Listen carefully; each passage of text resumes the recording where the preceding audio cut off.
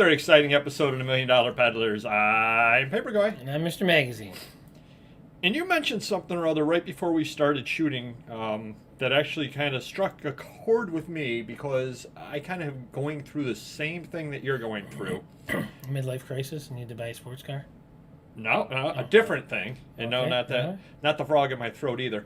About how many deals there are out there and what you can do to keep buying them when you can't sell the things fast enough. And I know that we've always found the room for them. Yeah.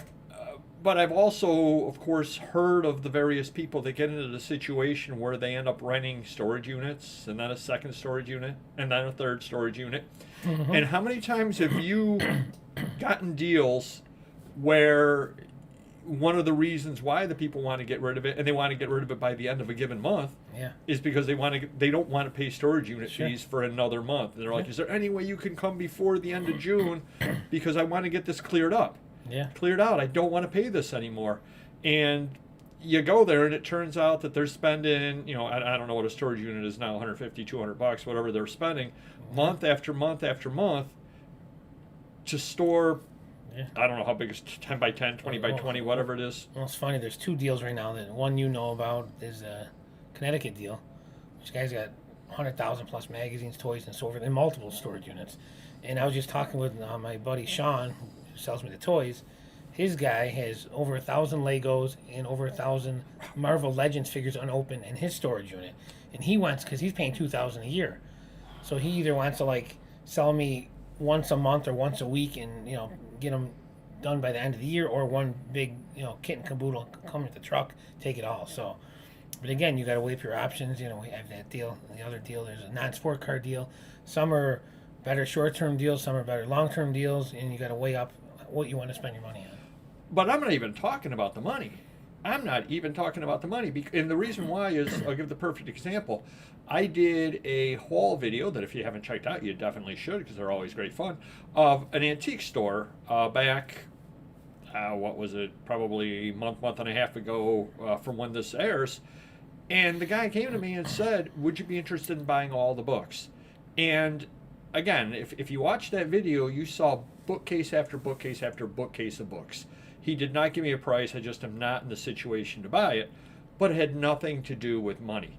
Right. It was, I have a Rogue.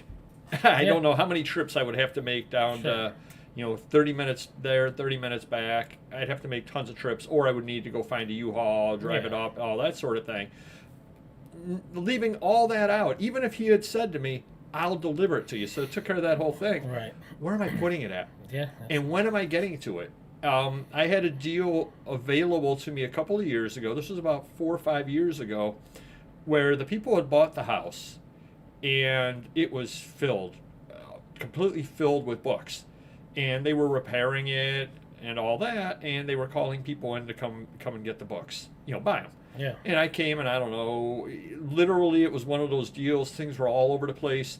I'm out in the garage, standing on the shelving in the garage, 1 foot hanging up, trying to see the books up there as dirt is falling down on me, getting a book far enough out to see what it is, and there's books all around the garage. Some of the stuff you couldn't even get to. And they ended up giving me a call like a month after I was out there, and they said, are you interested in any more books? Free. Take them all. Free. There was another deal that I was at. It was another estate sale. They had, you walk into the garage, the entire garage, from floor to ceiling, was books. It was impossible to see the books up top. You couldn't even know what was in there.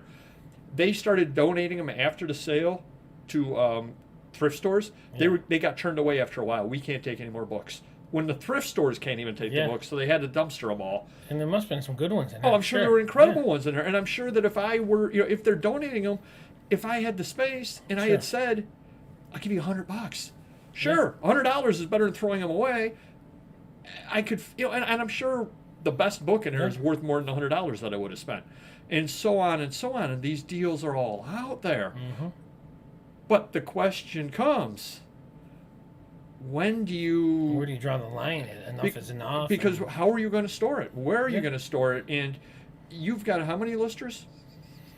close to 10, I think now. And you right? can't stay on top of stuff. No, not even close. Well, the problem is they're not listing 40 hours a week nonstop. If they were, it'd be a different story. But some pull orders, some pack orders.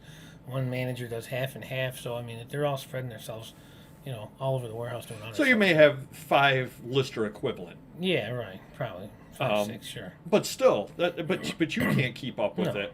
And I'm a one-man band. I can't keep up with the stuff Yeah. that I'm buying, and I'm trying to buy less. Mm-hmm. But it's so hard because, again, you're out at a sale, and the guy's got a big box of stuff, and he goes, "Give me $5 for the box." Yeah. And I see a $20 item, a $20 item, and a $20 item.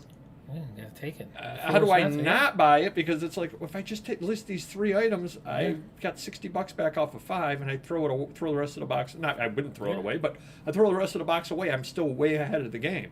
Have you ever considered a storage shed?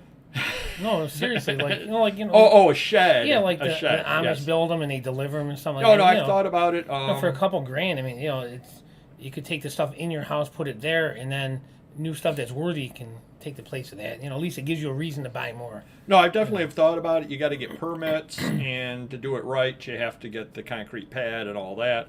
And I've just never gotten around to doing that. And right now, all the contractors are so busy Yeah. that to get a contractor out to do the pad, good luck. Yeah. Well, yeah, I think even if you buy from the Amish now, you probably won't get till next year. Yeah. And there's rumors that somebody or other was telling me that Home Depot has one that's got metal down near the bottom, so you don't have to really worry, because you don't want the wood on the ground. Right. But they've got one in metal near the bottom, so you don't really have to build the pad, except then you still got the potential problem with the floor, but you can put something or other on the floor, pallets or whatever on the floor. Sure. Yeah. I've thought about it, just never done it. But again, you've got so many buys out there, and it doesn't matter. The other side of things is, let's say that you magically were able to find the perfect workforce of 20 listers.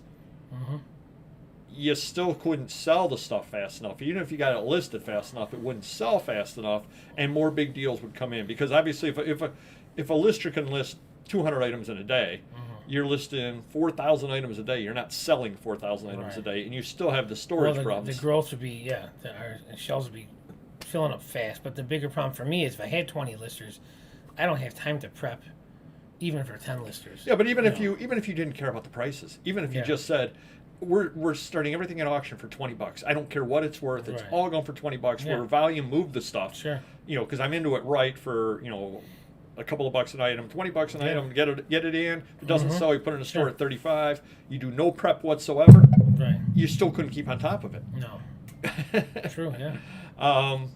So the question, I guess, comes in: when and where do you draw the line before you just get completely overwhelmed? I know Mr. Magazine and I are both getting to that point. Yeah. Well, we're starting to turn down or delay deals possibly because of our situation with space and so forth.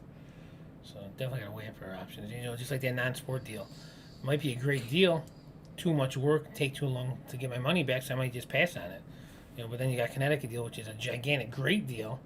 But then we're never going to get to listing it anyways. So, and it's taking up a lot of room. So, the sports card dealer today was a great deal because thousands of signed sports cards, cost me a chunk of change. But it's not taking up a lot of room either. They're easy to list, and money could start coming in if we dedicated time to listing that collection. Well, and that's one thing that I definitely did note, and he's way ahead of the curve on this, is Auction Professor. When I met him at the Springfield Antique Flea Market, which if you haven't checked out the haul video, definitely do. It's a really good video. You'll see his smiling face standing up there on the thumbnail. When I met him, he walked up to me and he literally had a bag. And he went on his channel and showed the things that he bought.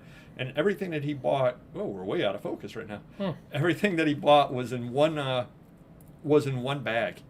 And meanwhile, I had run back to the car 3 times in the rain and filled up the Rogue and everything like that. And he literally was walking around with a bag full of stuff. And I said, he's doing something right. Yeah. So there's definitely something to be said for smalls, especially now with with post office surcharges and all that kind of stuff. Yep. Storage reasons alone. Postcards definitely do trump magazines, definitely do trump baseball bats and paintings and all that Sure, kind of stuff. absolutely, yeah. Just because of the amount of space that a postcard takes up. You can get a lot of postcards in the spot that one baseball bat takes up.